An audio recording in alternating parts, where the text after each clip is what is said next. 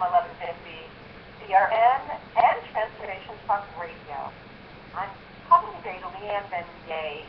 Now, Leanne, what you've been talking about with flow, it's really illuminating for me because, as I said before, I'm writing a book, and I get inspiration that flows through me on a regular basis, but it's not necessarily daily or within a structured time. And so with my book, it's like, I want it to be inspired as opposed to just sort of analytically created. Right. And I've been waiting for the inspiration to hit me, and when it does, it's something that flows through, and it might last for a couple of days off and on. But, so are we supposed to just let the inspiration hit us, or is there another way? Yeah, I've talked about this a number of times. The whole myth about artists is that, you just are going about your day and all of a sudden the skies open up and some inspiration comes and hits you in the head. And it's not like that at all. You have to create the space for the inspiration to arrive.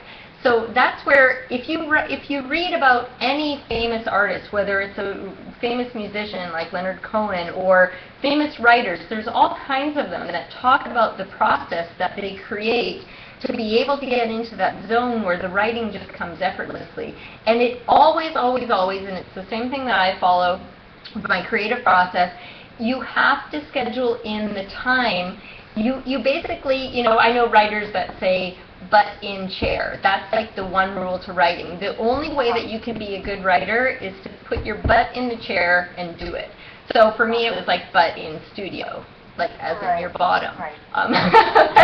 Anyway, so you have to create the time, because if you sit around and you wait for inspiration, it may or may not ever come. I mean, I have days where it's like, I don't feel like painting, but it's like, this is a studio day, so I'm going to paint. Or whatever it is that I'm doing that's a creative practice for myself, I have to schedule in that time. Actually, now, more so than before, I mean, I get into flow in whatever I'm doing. So I could be reading medical research studies, and I get into flow that way. So that's what I was talking about. It's like you get back on that smooth road, and then the road is recharging your battery. Just by driving down that road, everything that you do, it's not like when I go and I read medical research studies now, I veer off the road and I'm driving on the gravel. No, not at all. I still stay on that smooth road. And even the stuff that you would never believe is like flow-inducing, like reading really dry medical research studies, which to me it's like they're fascinating, and I get all these big picture ideas, and I connect the dots, and I'm like, oh my God, this ties in with this research study they're doing over in Sweden, and it connects with the one they're doing in Australia, and they don't even know they're all doing this. So, but anyway, so basically, yes, you have to, when you're starting out, create a structure, and especially for trying to get a project done, like writing a book. Every morning, I know that I'm going to set aside time from 8 to 10 in the morning, and that's going to be my writing time. And even if you wake up and you're like, oh my God, I so do not feel like writing today, you put yourself in the chair, and you start going, and you don't edit yourself, and you just, flow will come. Believe me, it will, as long as you make the space for it to arrive. And then the more often you do it, you literally train your brain. Your brain changes structure. They know this from a Harvard study. Your brain changes in that the areas that are associated with memory and learning get bigger. The areas that are associated with empathy, compassion, those get bigger. The areas that are associated with stress and anxiety literally get smaller. So you have, the benefits flow over into all areas of your life.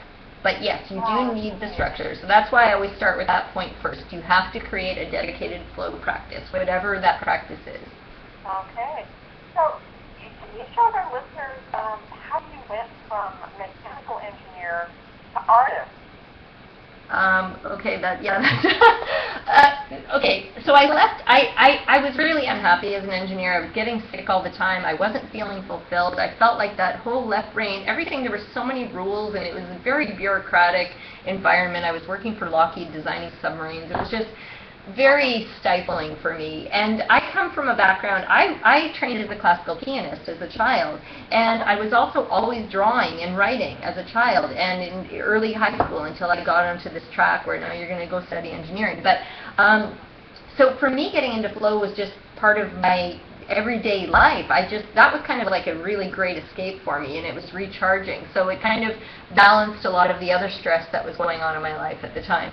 And when I went into engineering and then, university and all that left brain stuff, and then working in this bureaucratic environment with lots of very left brain, linear, logical people that only think in black and white, I was getting sick. I was really, really unhappy, and I think I would literally make myself sick, because that's the only way I could take days off work and feel okay about it, instead of like a lot of people where they'd call in sick when they wanted a day off. Because I'm like, no, I actually have to be sick if I'm going to use a sick day. Right, yeah. But anyway, so I got to a point where I was so sick, I was sick in bed for 10 days, and I made the decision, I have to do something about this, because this is killing me.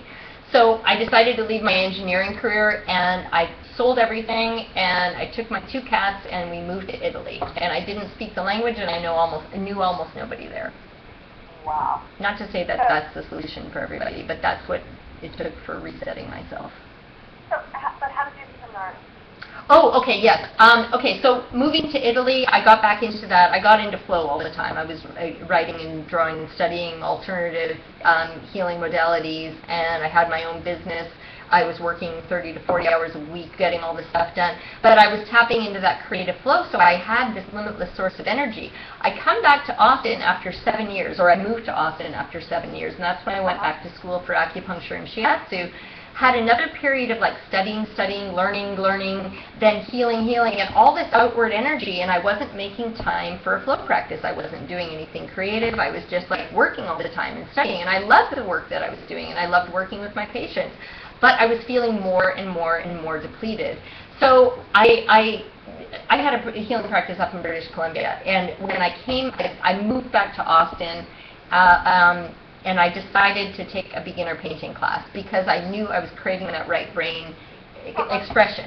So that's where it all started. I took a beginner painting class because I knew that I needed the structure to make myself create that flow habit twice a week. So I took a class just to learn the mechanics of mixing paint. I couldn't get into flow in the class because the teacher was talking, and the conversation will always pull you out of flow. So anyway, so I started painting abstracts at home, and then I showed those abstracts during this one-night exhibition we had at the end of the class.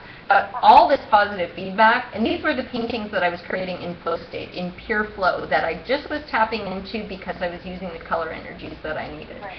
And you were a beginner.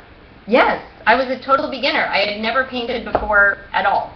But tapping into flow, I channeled something, and I was like, I'm like, yeah, these look kind of cool. But when I showed them, and all the art faculty at the local community college here where I was taking this class, they're like, oh my God, these are amazing. And I'm like, really? I'm like, they're my very first abstracts. I don't know, like, I'm not a. And so I decided, okay, well, my intuition, because my intuition was talking to me loud and clear. I'm like, okay, you need to leave the one-on-one healing work and become a full-time artist. So I'm like, okay, I'll do that. A couple months later, I get a studio. And 2 months after I get a studio, I put up a website. I had very little work on there, but I put up a website. And then 2 months later, I get contacted by this international curator in Italy, inviting me to participate in this art show, this big international art exhibition called The Spirit in Art.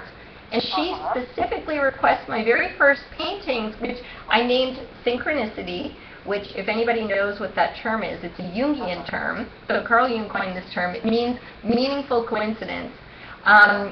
And anyway, so I'm like, this is really weird. Like, and all these people were seeing my paintings and having these really strong responses to the colors and the compositions, and some people would cry. And I'm like, they're just being nice. Like, I can't, it just didn't make sense to me that people were having these strong responses to my paintings, and I'm like, I'm a beginner. I'm like, I don't know what I'm doing. I just get into this flow thing, and like, the stuff shows up, and I didn't even feel like, I can't even take credit for these, because I feel like I'm putting my butt in the studio and something is coming through me. Anyway, so that's where it all started. And your art is absolutely amazing. Thank you. Can you share with our listeners what your website is so they can get on there and look at stuff? Okay, yeah. My website where all of my artwork is leannevenier.com. That's Leanne, V as in Victor, ENIER. And I have a second website which I recently created specifically because of all the stuff about color, light, and art. I mean, color, light, and flow state. I split off into it. They're interconnected websites, but that if people want to go and read all the requirements for getting into flow state, that's catalyticcolor.com. catalyticcolor.com. Yeah, like catalyzing color, because that's kind of the foundation. I use color and I teach in my flow workshops, my creative flow workshops. Color is a huge catalyst for getting into flow state.